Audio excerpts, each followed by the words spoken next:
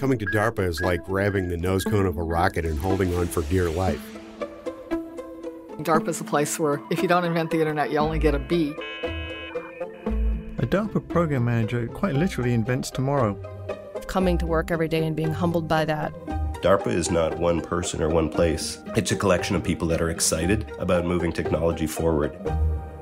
Welcome to Voices from DARPA. I'm Amber Corin, and I'll be your host.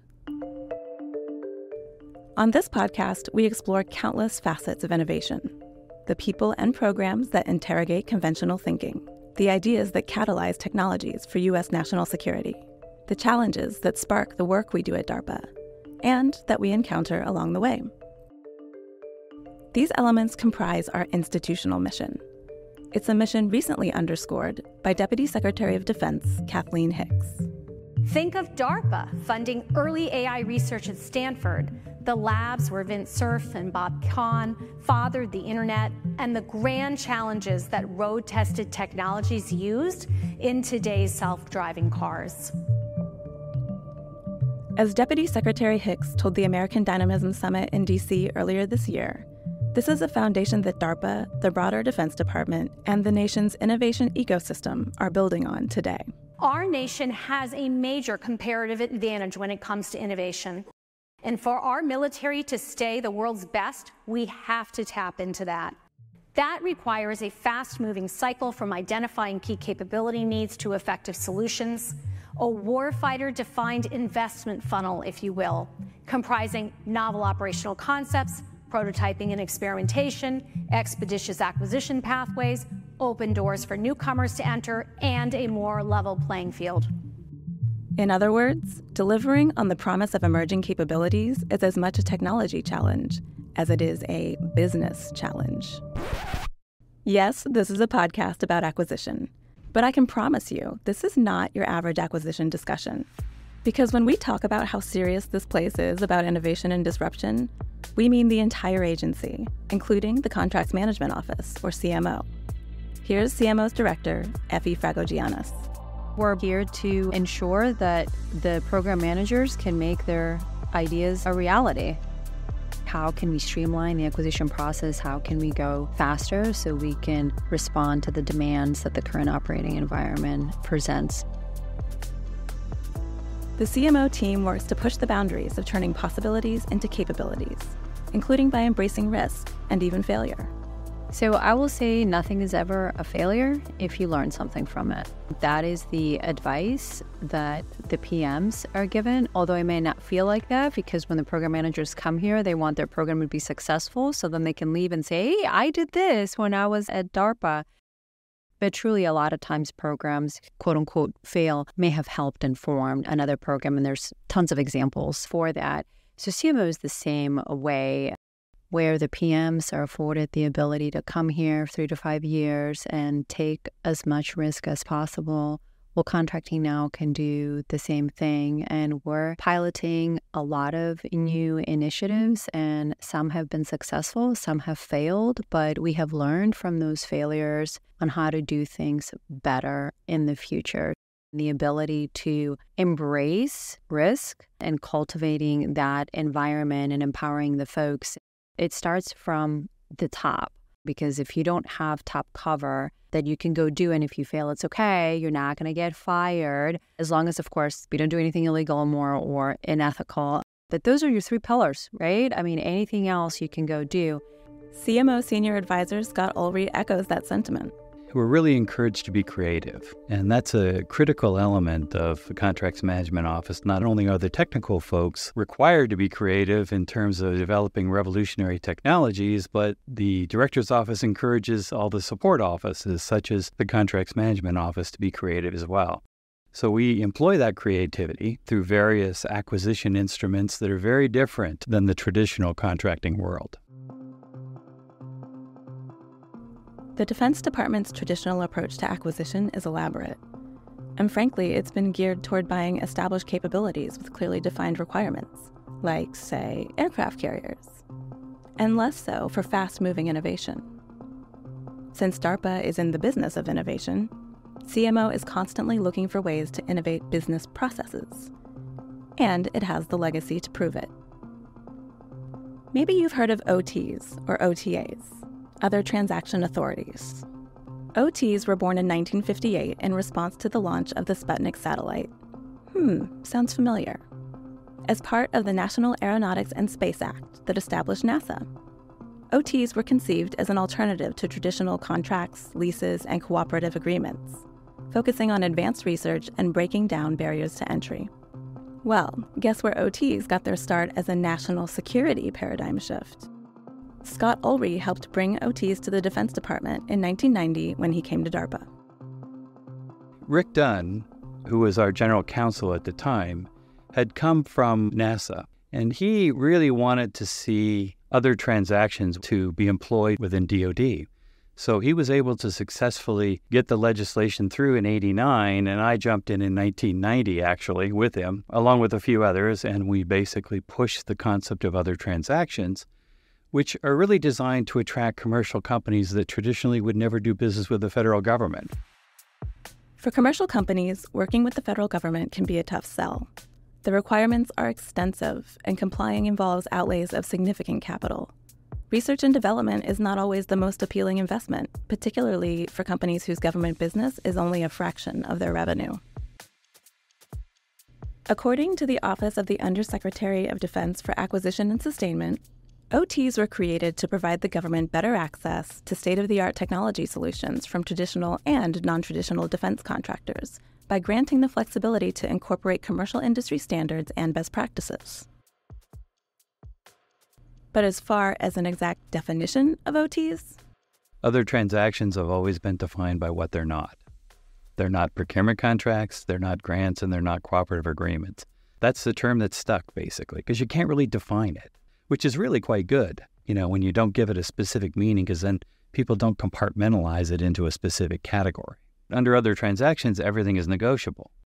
I will say they were not popular with our traditional procurement authorities within DoD because they perceived them as being very risky because there weren't a lot of rules and regulations. And then what eventually happened over about a 10-year period is that positions started to change a little bit because they saw the importance of trying to provide the best technologies to the warfighters, and they saw the successes we were having.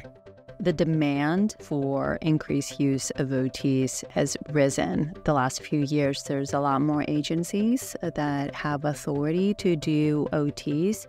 We certainly have increased our use, and we're going heavy on the collaboration with other agencies and sharing our best practices and lessons learned, because more agencies are being afforded that opportunity. So they're very much new when it comes to OTs, and they're certainly capitalizing on those discussions they're having with us, also capitalizing on the comprehensive OT training that Scott and a larger DARPA contingent from CMO does every 6 months. It's open to industry, academia, and other government agencies. It is extremely, extremely beneficial. And we open it up to everyone because we want to be totally transparent.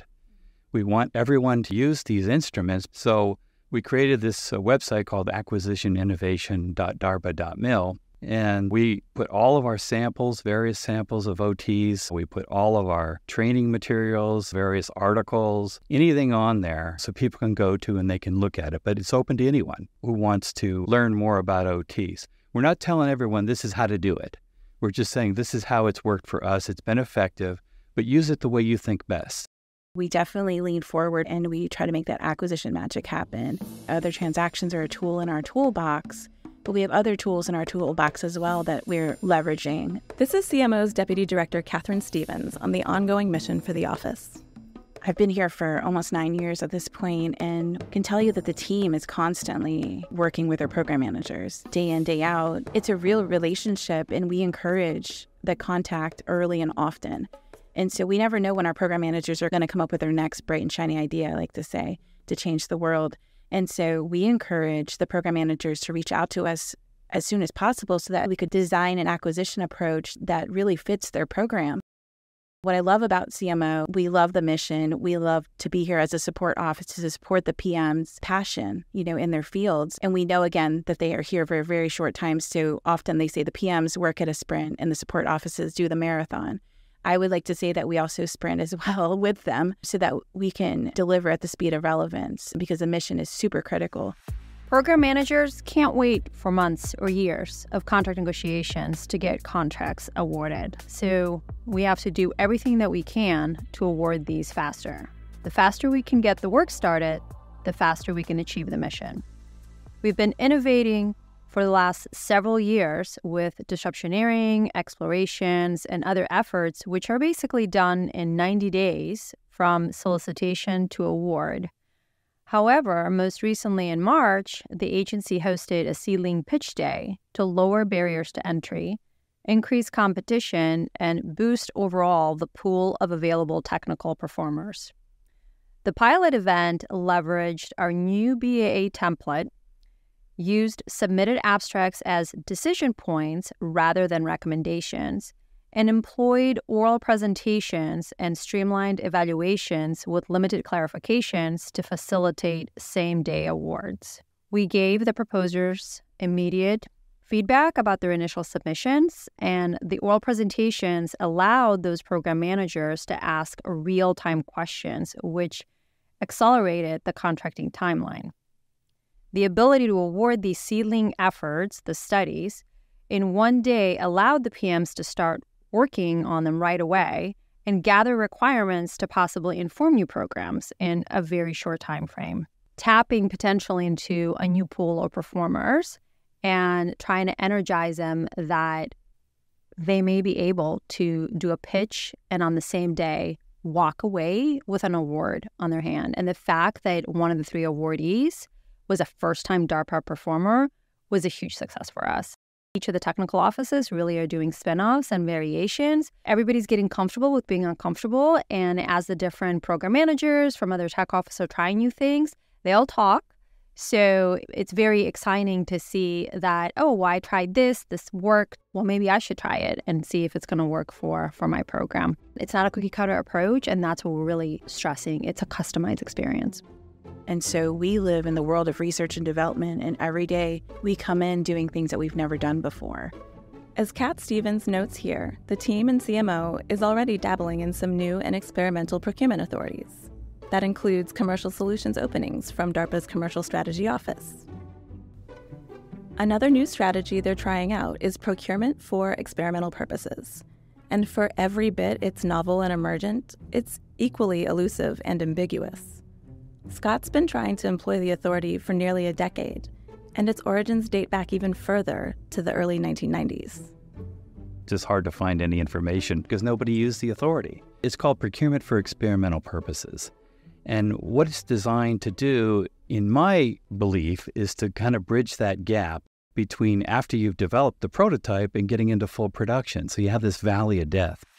You didn't think we'd do a whole episode on defense tech acquisition without mentioning the Valley of Death, did you? The reality is, acquisition is a big part of why we hear so much about the Valley of Death. It's the chasm between promising technology that's researched, developed, and proven, and the novel technology that actually makes it onto shelves and into the hands of warfighters. And that chasm is full of antiquated approaches to procurement, missed opportunities to build and partner and scale, and misunderstandings around how we start to break down the long-standing barriers to modernizing acquisition. Because make no mistake, keeping pace with an evolving threat landscape requires disruptive business processes. Without that, we cannot deploy the technological breakthroughs we need to win. So it only makes sense to leverage progressive tools like procurement for experimental purposes. I'm starting to see the opportunity from a transitional perspective, and it gives us the opportunity.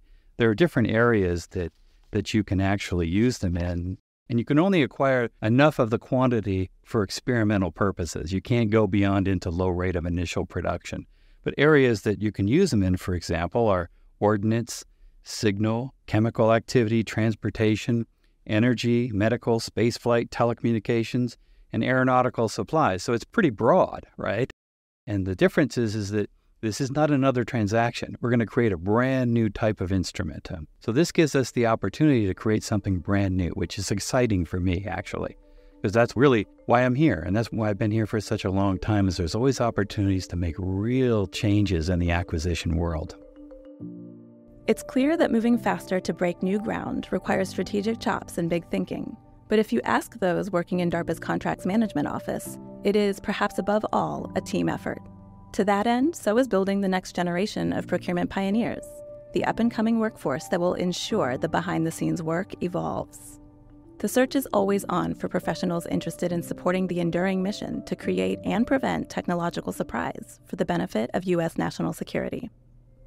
Get them engaged, because that's what's important, is the next generation here. For me, that would be my legacy, is to create the next generation of OT experts that are carrying forward, because this is important to me. That's where we have really excelled, because nobody has any, it's not pride of ownership. It's, hey, if you got a better way of doing it, let me know. And we've really embraced that.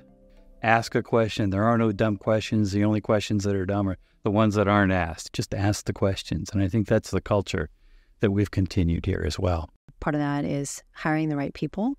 So we're always looking in different ways to attract highly qualified individuals, and everybody's motivated by different things. Certainly our mission is extremely cool, creating that environment where people can thrive in and feel completely empowered. It's amazing and liberating. We want that to be available, and we want them to be successful.